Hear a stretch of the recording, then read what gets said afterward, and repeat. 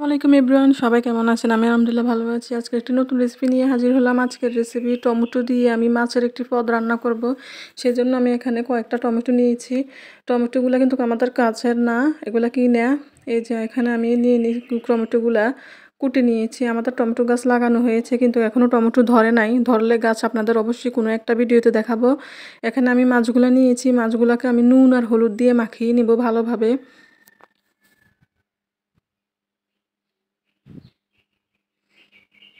এই যে আমার মাখানো শেষ প্রায়। এবার আমি চুলাতে চলে যাব। চুলাতে আমি একটি কড়াই বসিয়ে দিলাম। বসিয়ে দিয়ে আমি এখানে পরিমাণ অনুযায়ী তেল দিয়ে দিব। তেলটা গরম হলে মাখিয়ে রাখা যে মাছগুলা, এই মাছগুলো একে একে দিয়ে দিব এবং লাল লাল করে মাছগুলা ভেজে নেব। মাঝখান দিয়ে বলি, রুবিস রেসিপি চ্যানেলটি সবাই সাবস্ক্রাইব করবেন, শেয়ার করবেন, কমেন্ট করবেন। অবশ্যই জানাবেন আমার গ্রামীণ পরিবেশের রান্নাগুলো আপনাদের কেমন লাগে। আপনারা অবশ্যই বাসায় ট্রাই করবেন, আপনাদের পরিবারের সাথে অবশ্যই খাবেন, দেখবেন আপনাদের ভালো লাগবে। আমি আমার পরিবারের জন্য রান্না করি, প্রতিদিন নিত্য নতুন যে রান্নাগুলো আপনাদের সাথে শেয়ার করি। আপনারা যদি ভালো লেগে থাকে আমার ভিডিওগুলো, কে কে কোথায় থেকে দেখছেন অবশ্যই কমেন্টে আমাকে জানাবেন, এবং টমেটো তরকারি কার কার পছন্দ অবশ্যই জানাবেন আমাকে। আমি চুলাতে একটি ডেকচি বসিয়ে দিলাম। কড়াই কড়াই আমি আজকে একটি কড়াই বসিয়ে এখানে আমি দুইটা বড় সাইজের পেঁয়াজ কুচি করে নিয়েছি। পেঁয়াজগুলোকে আমি তেলে অনেকক্ষণ ভাজবো। এই যে প্রায় পেঁয়াজগুলো আমার ভাজা হয়ে গেছে। এখানে আমি 2 চামচ পেঁয়াজ রসুন বাটা দিয়ে দিচ্ছি। আমি তো আমার পরিমাণ অনুযায়ী দিয়েছি, যারা বুঝেন না তাদের জন্য আমি 2 চামচ বললাম। 2 চামচ আপনারা পেঁয়াজ রসুন বাটা দিলেই চলবে। পেঁয়াজটা ওই পেঁয়াজের সাথে, কুচি পেঁয়াজের সাথে আমি ভালোভাবে নাড়বো চাড়বো। প্রায় 2 মিনিট আমি পেঁয়াজগুলো কষিয়েছি। এবার পরিমাণ অনুযায়ী লবণ দিয়ে দিব। পরিমাণ মতো লবণ দিয়ে নাড়াচাড়া দিয়ে আমি এখানে 1 চামচ হলুদ গুঁড়া দিয়ে দিব এবং 1 চামচ মরিচের গুঁড়া দিয়ে পানি অ্যাড করে আমি মশলাটাকে ভালোভাবে কষাবো। দেখতে হবে পেঁয়াজটা যাতে একদম নরম হয়ে গলে যায়। এবার আমি এখানে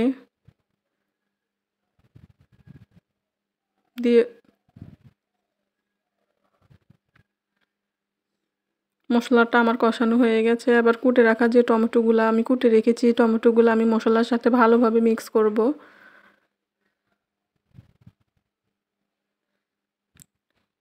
ভালোভাবে মিক্স করে আমি একদম লো হিটে 5 মিনিট কষাবো। অবশ্যই লো হিটে কষাতে হবে, না হলে টমেটোটা কিন্তু লেগে যাবে। আমি 5 মিনিটের মাঝখান দিয়ে বারবার কিন্তু টমেটোটা নাড়াচাড়া দিয়েছি, নেড়েছি, কারণ আমার মাটির চুলা লেগে যায় বারবার, সেজন্য আমাকে বারবার নাড়তে হয়েছে। এই যে প্রায় আমার কষানো শেষ। এবার আমি এখানে 2 মগ পানি অ্যাড করব। 2 মগ পানি অ্যাড করে ভেজে রাখা যে মাছগুলা আমি টমেটোর সাথে অ্যাড করব এবং ভালোভাবে নেড়ে চেড়ে ঢাকনা দিয়ে দিব। ঢাকনা দিয়ে আমি এটা মিডিয়াম হিটে 10 মিনিট রান্না করব। এই যে প্রায় আমার রান্না শেষ, কমপ্লিট। আপনারা অবশ্যই বাসায় ট্রাই করবেন এবং কমেন্টে জানাবেন কার কেমন তরকারি কেমন লেগেছে, কেমন হয়েছে আমাকে অবশ্যই কমেন্টে জানাবেন। এই তো তৈরি হয়ে গেল টমেটো দিয়ে মাছের রেসিপি। এতক্ষণ সবাই ধৈর্য ধরে দেখেছেন, সবাইকে ধন্যবাদ। আমার চ্যানেলটি সবাই সাবস্ক্রাইব করে পাশে থাকবেন এবং নিত্য নতুন রান্নাগুলো অবশ্যই আপনারা ট্রাই করবেন বাসায়। সবাইকে ধন্যবাদ এতক্ষণ ভিডিওটি দেখার জন্য।